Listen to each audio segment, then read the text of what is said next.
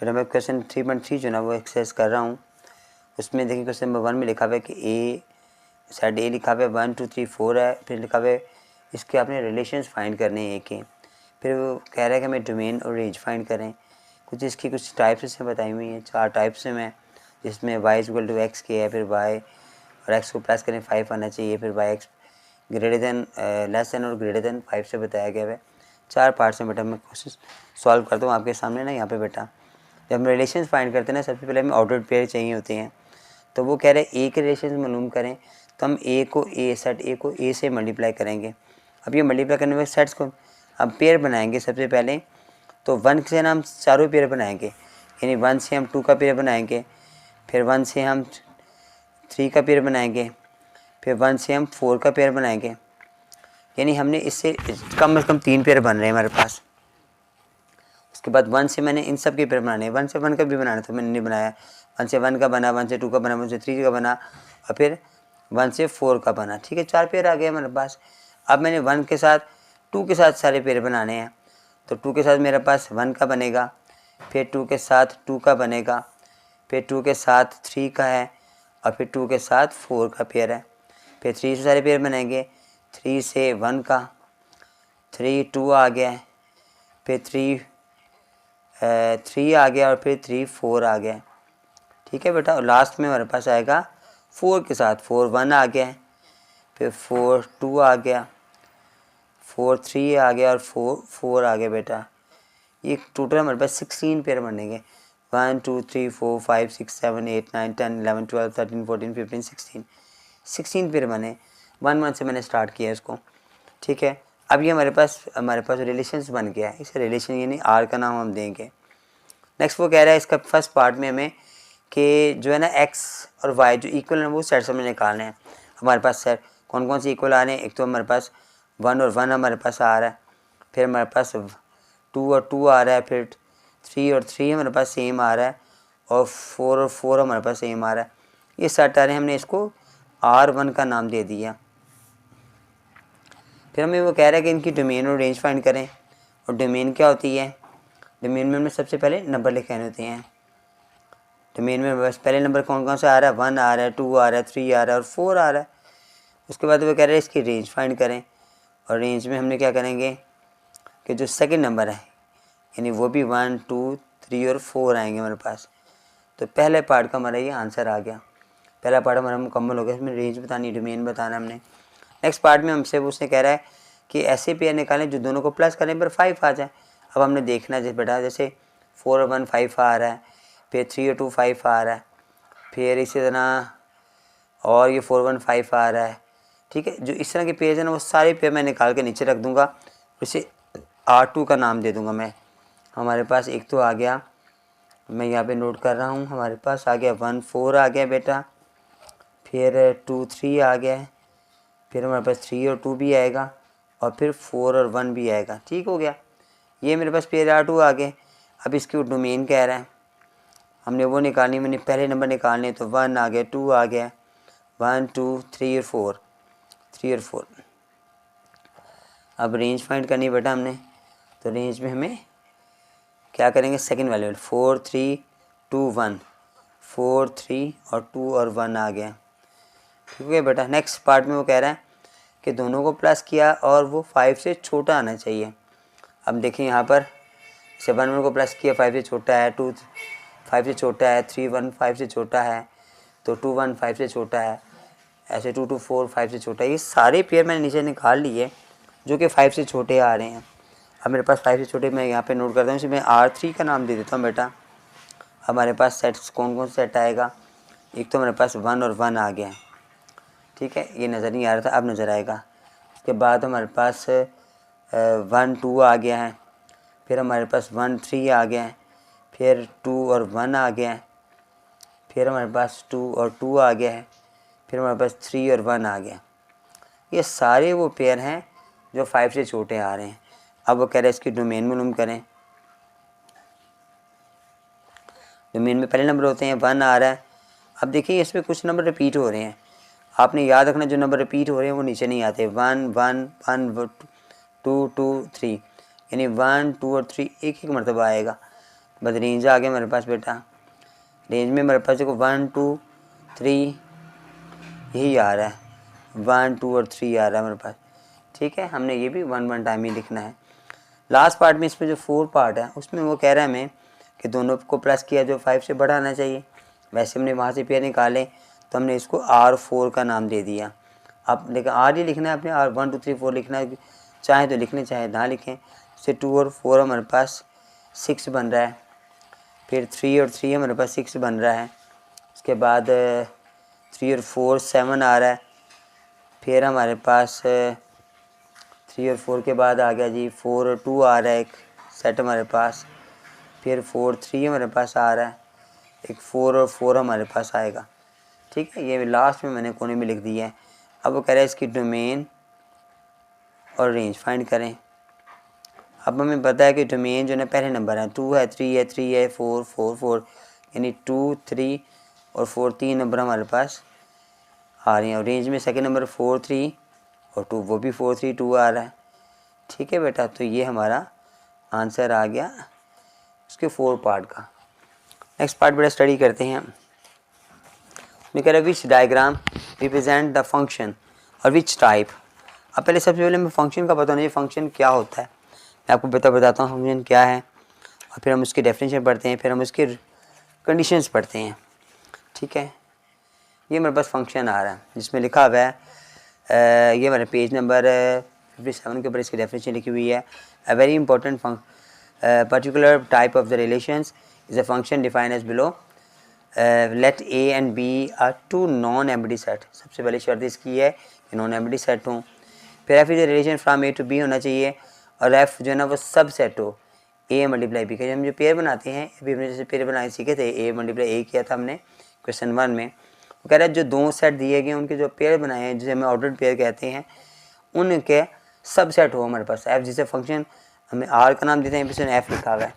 वो कह रहा है उसका जो एफ डोमेन है ना वो ए के इक्वल आना चाहिए। पहली शर्त कि डोमेन ए के इक्वल हो, यानी जो नंबर्स भी आ रहे हैं वो डोमेन ए के इक्वल ना हो। उसके बाद नेक्स्ट वो कह रहा है इसका सेकंड कंडीशन हमें कह रहा है वो कि जी उसकी जो कंडीशन है the first element of no two pairs, यानी जो पहला एलिमेंट्स है उसके 2 पेयर्स नहीं होने चाहिए, दो मरतबा रिपीट ना हो। यानी अब डोमेन वाले जो नंबर्स हैं ना बेटा, जो सेट ए के नंबर हैं वो रिपीट नहीं होने चाहिए, रिपीट हो गए तो फंक्शन नहीं होगा। ठीक है, उसके बाद उसकी कुछ टाइप्स हैं हमारे पास, जैसे यहाँ पे लिखी हुई है इनटू फंक्शन है जिसमें रेंज जो है ना वो हमारे पास उसकी रेंज, यानी डोमेन हमें बता दिया फंक्शन है कि नहीं फंक्शन, फंक्शन की टाइप के लिए हमें रेंज देखनी पड़ती है। तो रेंज जो है ना वो सबसेट होगा बी का, तो हम कहेंगे वो इनटू फंक्शन है। 1 1 फंक्शन में वो बराबर होता है। सी यहाँ पर देखें ये दो पेयर ये आ रहे हैं, लेकिन इसमें एक नंबर सी से छोड़ दिया है, मतलब बराबर है लेकिन एक उसमें एक्स्ट्रा भी आ रहा है रेंज के अंदर। ठीक है, सेट बी के अंदर। फिर यहाँ पर उसने कहते अगर दोनों इक्वल आ जाएँ तो हम उसे कहेंगे कि वो 1 ऑन टू फंक्शन आ गया। लेकिन इसमें देखें एक सेट उसने एक पेयर एम से डबल बनाया हुआ है, नज़र आ रहा है एम से, एक हमारे पास सी एम है और सी एम दोनों आ रहे हैं ऐसे, तो इसका मतलब एम से 2 पेयर बने हुए हैं। इस तरह अगर पेयर बने हों यानी रिपीट हो रहे हैं, इसके नीचे लिखा भी हो है देखिए ना, यहाँ पर देखिए ये एम 2 टाइम्स आ रहे हैं, तो इट्स मीन ये वाला पेयर्स ऑन टू फंक्शन कहलाएगा। फिर वो कहता है कि अगर ऐसे फंक्शन जिसमें जो बोथ यानी 1 1 फंक्शन भी हो और ऑन टू फंक्शन भी हो, दोनों चीज़ें पाई जाती है उसे बाइजेक्टिव फंक्शन कहते हैं। 4 टाइप्स हमें बता दी उसने, इनटू है, 1 1 है, ऑन टू है और बाइजेक्टिव है। ठीक है, ये टाइप्स हमने याद रखनी है। इस टाइप्स के बारे में पूछा गया। अब क्वेश्चन में आते हैं वो हमारे पास, वो हमें कह रहा है कि which of the following diagrams represent functions end of which type. उसकी टाइप भी बतानी, फंक्शन है कि नहीं बताना। अब यहाँ पर देखें उसने लिखा है 1 से ए का पेयर बन रहा है, 1 से बी का पेयर बन रहा है, 3 से सी का बन रहा है और 3 से डी का बन रहा है। मैं यहाँ पे नोट करके बताता हूँ कि कौन कौन से पेयर हमारे पास इसमें बन रहे हैं। देखें हमारे पास जो R1 में उसने पेयर बताए हैं वो 1 और ए आ गया, फिर उसने 1 और बी बता दिया है, फिर उसने तीसरी टाइप बताई मेरे पास 2 और सी है, और फिर चौथा उसने बताया हमें पेयर 3 और डी है। देखिए अब इसकी डोमेन मालूम करेंगे ना बेटा, तो 1 1 रिपीट हो रहा है। अब जब दो फंक्शन आपस में रिपीट हो रहे हो ना, तो फिर वो कहता है वो फंक्शन नहीं है। फंक्शन की टाइप ये है कि उसको वो डोमेन उसकी बराबर होनी चाहिए, इसमें कोई भी डोमेन के कोई नंबर रिपीट नहीं होना चाहिए। ये इसकी कंडीशन थी। तो हम इससे कहेंगे कि ये वजह ना, it does not a function, ये एक फंक्शन नहीं है। ठीक हो गया बेटा। और ये क्यों नहीं फंक्शन नहीं? Because there is repetition of domain, क्योंकि डोमेन में रिपीट हो रहा है नंबर, इसलिए ये फंक्शन नहीं है। ठीक हो गया। अब R2 की तरफ आते हैं। R2 में हमारे पास देखें यहाँ पे पेयर कौन कौन से बने हुए हैं। ये जो सेकंड फिगर हमारे पास है इसमें A1 आ रहा है, B3 आ रहा है, C5 आ रहा है। इसके नेक्स्ट भी देखें, इसमें भी A1 और A आ रहा है, 2 और B और C। नहीं देखें ना, सारे इक्वल आ रहे हैं। A वाला फंक्शन B के बराबर आ रहा है, इसमें भी A बराबर आ रहा है। और ये कौन सा फंक्शन होगा, मैं पहले भी लिखता हूँ फिर मैं टाइप भी बताता हूँ। यहाँ पर इस टाइप में इसमें बता दिया कि जी वे वाला L और M है ना, X के साथ पेयर बना रहे हैं। चलो मैं वाला नोट करता हूँ आपको कि हमारे पास कौन कौन से फंक्शन में कौन कौन से पेयर बन रहे हैं, रिलेशन कौन कौन सा है, सॉरी। तो 1 और A का रिलेशन आ रहा है, पेयर आ रहा है, फिर 2 और B का आ रहा है, और फिर 3 और C का आ रहा है। अब इसमें हमने गौर किया कि डोमेन जो ना वो इसके लेंगे तो 1 2 3 A के इक्वल आ जाएगी, और इसमें कोई भी रिपीट नहीं हो रहा, तो फंक्शन है। और ये 1 1 और हमारे पास 1 1 और दूसरा फंक्शन हमारे पास था ऑन टू, 1 1 और ऑन टू, दो फंक्शन इसमें पाए जा रहे हैं, बराबर भी आ रहे हैं और रिपीट भी नहीं हो रहा। तो इसमें ये फंक्शन है, हम कहेंगे इट इज़ अ फंक्शन। और इसकी टाइप क्या है?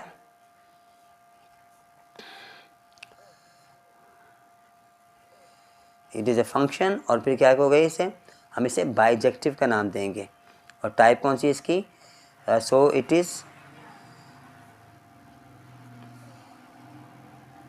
अ बाइजेक्टिव। ठीक है, बाइजेक्टिव में वो टाइप होती है जिसमें दो टाइपें कंबाइन हुई हो, मिक्स हुई हैं, 1 1 और ऑन टू। यहाँ पर आते तीसरे वाले में, यहाँ पर भी मैंने बताया था आपको, जो पेयर उसने बनाए थे वो सेम थे। यहाँ पर हमारे पास ये मैंने ये A3 कर दिया, 3 थर्ड वाला कर दिया, और ये सेकंड वाला हमारे पास आ रहा है 2 वाला। उसमें क्या आ रहा है, पेयर A और 1 पेयर बन रहा है, फिर उसमें B और 3 पेयर बन रहा है, और फिर उसके बाद C और 5 का पेयर बन रहा है। ये रिलेशन हमें दिया है सेकंड के अंदर, ये भी वही सेम है। तो हम यहाँ पे भी ये लिखेंगे, इट इज़ अ फंक्शन। सो क्योंकि इसमें पेयर नहीं हो रहा, एंड सो नहीं लिखते, बस इट इज़ अ बाइजेक्टिव। ये सेकंड वाला और थर्ड वाला जो हमारा पार्ट है वो सेम है, ये फंक्शन है। और ये दरमियान में अगर आप रिलेशन की ना भी लिखें तो हमारे पास सिर्फ ये बताना है कि फंक्शन है कि नहीं है और इसकी टाइप कौन सी है। तो ये टाइप इसकी ये आ गई। लास्ट में मैं बस जो रिलेशंस है उसमें लिखा हुआ उसने L और X है, उसके बाद फिर उसने M और X लिखा हुआ है। इसमें दो नंबर डोमेन में रेंज के अंदर रिपीट हो रहे हैं, और लास्ट वाला N और G है। Y हमारे पास उसने दिया नहीं हुआ। ठीक हो गया। अब ये कौन सा फंक्शन है, ये तो ऑन टू फंक्शन है, हम कहेंगे it is a function. It या इट्स टाइप कर लो, इट्स टाइप कौन सी है इसकी, वह इन टू फंक्शन है।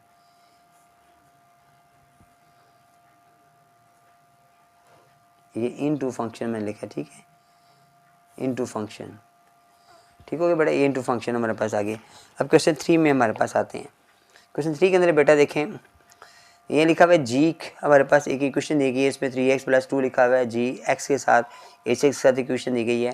फिर इसमें कुछ पार्ट दिए कि यानी एक्स की जगह पे 0 पुट करें, एक्स की जगह पे 3 पुट करें, एक्स की जगह पे ये वैल्यू पुट करें, एच की जगह पे ये पुट करें, और फिर आंसर निकालें।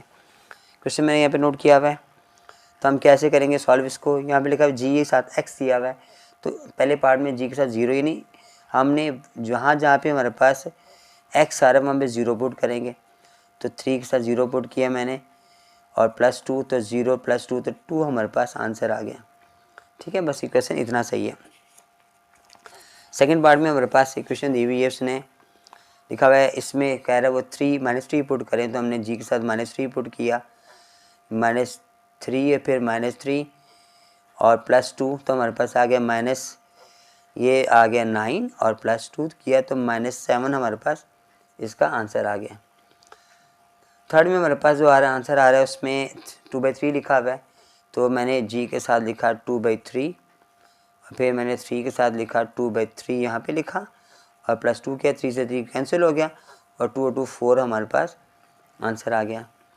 फोर्थ पार्ट में हमारे पास एज के साथ बनी हुई इक्वेशन जो है, तो एज में हमारे पास 1 पुट करने के लिए कह रहा है, हमने 1 पुट किया, x की जगह पर 1 का स्क्वायर लिया +1, 1 + 1 यानी 2 हमारे पास आंसर आ गया। नेक्स्ट पार्ट में इस -4 पे कह रहा है, हमने -4 किया, x की जगह पर -4 का स्क्वायर लिया मैंने +1, तो वो 16 आ गया, 1 प्लस किया और 17 हमारे पास इसका आंसर आ गया। नेक्स्ट पार्ट में उसमें वो -1/2 कह रहा है वो हमें, तो मैंने एज के साथ -1/2 x की जगह लगाया, -1/2 का स्क्वायर लिया मैंने +1, तो 1/4 हो जाएगा।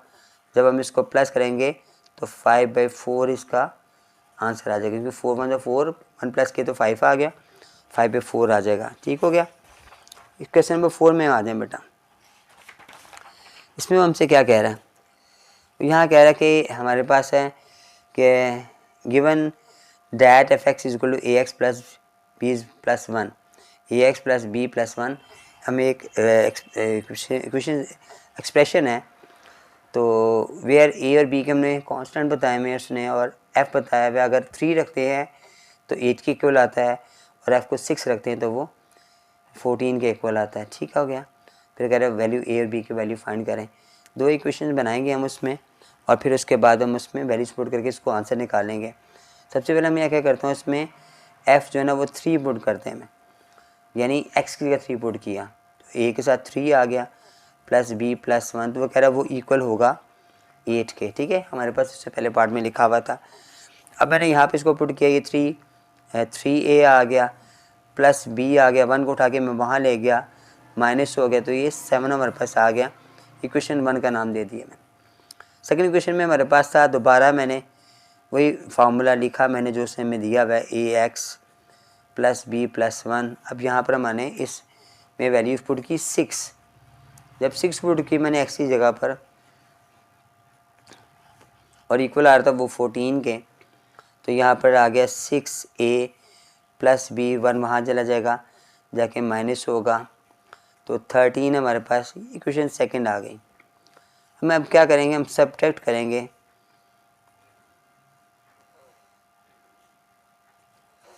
इक्वेशन फर्स्ट को फ्रॉम सेकंड में से। इक्वेशन 1 हमारे पास आई थी 3a + b, हमने माइनस किया इसको 6a + b के साथ, तो माइनस करें तो 6b को माइनस करेंगे, फ्रॉम 2 में से किया है तो 2 को पहले आना था, तो यहाँ पे आना था 6a और यहाँ पे 3 आना था। ठीक हो गया। अब ठीक हो गया क्वेश्चन। और बराबर पहले b की वैल्यू आएगी, तो b मेरे पास 13 आ रहा है और a मेरे पास आ रहा है 7 आ रहा है। ठीक है, सेकंड में से सेपरेट करना है, सेकंड को हमने फ्रॉम में से करना है, फ्रॉम सेकंड पहले आएगी, फिर ये 1 की वैल्यू आएगी। मैंने माइनस किया, तो जब मैंने ब्रैकेट ऑफ की तो ये माइनस की वजह से साइन इसके चेंज हो गए, इसको माइनस किया हमारे पास, तो ये हमारे पास बच गया 7 5 12, 6 बच गया हमारे पास, ये कैंसिल हो गया। यहाँ पर इसको प्लस किया, मैंने माइनस किया तो 3a हमारे पास आ गया, a ऐसे रह गया, 6 से 3 को डिवाइड किया तो a की वैल्यू 2 आंसर आ गया मेरे पास। उसे मैंने पुट किया वैल्यू ऑफ a को इन इक्वेशन, किसी भी इक्वेशन में पुट करें, 1 में पुट करें, 2 में पुट करें, 3 में पुट करें, आपकी मर्ज़ी है। तो मैं इसको 1 में पुट करता हूँ, तो हमारे पास क्या आएगा, वो थी हमारे पास क्वेश्चन जो थी वो थी 6a + 3a + b बराबर था 7 के। अब मैंने यहाँ पर 3 के साथ a की वैल्यू 2 लगा दी, b हमारे पास ऐसे ही आ रहा है, 7 ऐसे ही आ रहा है, ये 6 वहाँ जाके माइनस हुआ, 7 - 6 तो मेरे पास 1 आंसर आ गया। दो आंसर हमारे पास आ गए, ए का हमारे पास 2 आ रहा है, बी का 1 आ रहा है, यही बेटा हमारा आंसर आ गया। ठीक है। अच्छा बेटा क्वेश्चन नंबर 5 के अंदर लिखा हुआ है कि given that G x is equal to A x plus B plus C, where A and B are constant है, नंबर्स हैं, जबकि जी की वैल्यू से जो वेरिएबल दिया हुआ है उसे -1 पुट किया, इक्वल टू 0 रखा हुआ है, फिर उसने 2 रखा है वेरिएबल की जगह पर और इक्वल रखा है 10 के। फिर कह रहा है ए और बी जो कांस्टेंट है उनकी वैल्यू फाइंड करनी है हमने, तो क्वेश्चन मैंने लिखा हुआ है बेटा यहाँ पर। अब इसके बाद देखिए मैंने इसमें एक्स की जगह वेरिएबल की जगह हमने -1 पुट करना है, और हम ए ऐसे ही आ गया, -1 पुट किया, बी की वैल्यू ऐसे ही आ गई, सी ऐसे आ गया, कर इक्वल टू 0 आ गया, यहाँ पे लिखा हुआ है मैंने। अब हमने इसमें वैल्यू फाइंड करेंगे तो ये -a हमारे पास आ गया, प्लस बी आ गया, 5 को उठा के इक्वल की तरफ ले जाएंगे, जो माइनस को जाएगा, इसे क्वेश्चन 1 का नाम दे देंगे हम। दोबारा मैंने वही वाला क्वेश्चन नोट किया, g x is equal to A x plus B plus 5। अब मैंने यहाँ पर वेरिएबल की जगह 2 पुट किया, हमारे पास आ गया है ए साथ 2 आ गया। अब वो कह रहा है कि यहाँ पर इक्वल टू 10 कह रहा है हमें, अब मैंने 10 पुट किया, ये 2a हमारे पास आ गया, b एज इट ऐसे आ गया, ये 5 उठा के मैं वहाँ ले गया, 10 में से माइनस हो गए 5, तो 2a प्लस b बराबर है 5 के। इक्वेशन सेकंड हमारे पास आ गई। अब दोनों इक्वेशन को हमने क्वेश्चन 1 और क्वेश्चन सेकंड को ऊपर नीचे रखा और हमने सेपरेट किया इसे, तो -a प्लस b बराबर -5 के, फिर 2a प्लस b बराबर 5 के। तो यहाँ पर लिखा मैंने बाय सब्ट्रैक्टिंग,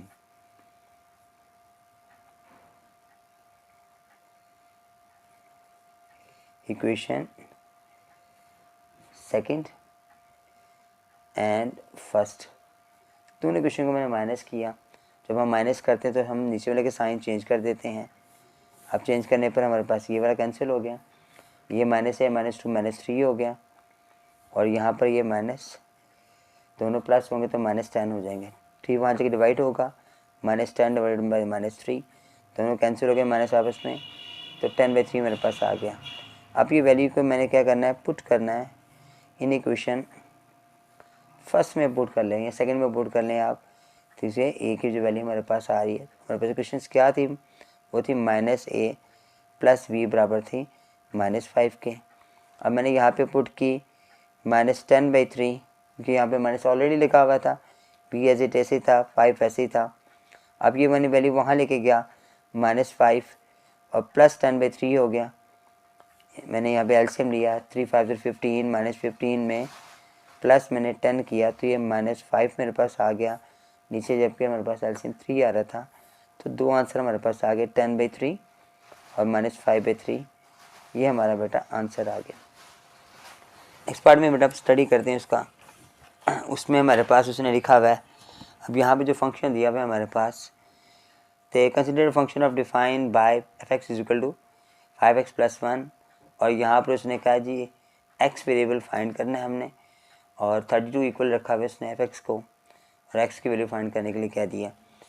यहाँ पर हम क्या करेंगे, यहाँ पे 32 हमने पुट करना है, तो इसी इक्वेशंस के अंदर हम लिखेंगे कि f(x) is equal to 5x + 1 बराबर अगर 32 के, 1 वहाँ जगह क्या होगा बेटा, वहाँ जगह 1 माइनस होगा, हमने माइनस किया तो हमारे पास आ गया 31, और 5 को मैंने जाके डिवाइड किया तो x की वैल्यू मेरे पास फाइंड हो गई, तो 31/5 हमारा आंसर आ गया। बस इतना सा क्वेश्चन है ये वाला। क्वेश्चन नंबर 7 को स्टडी करते हैं।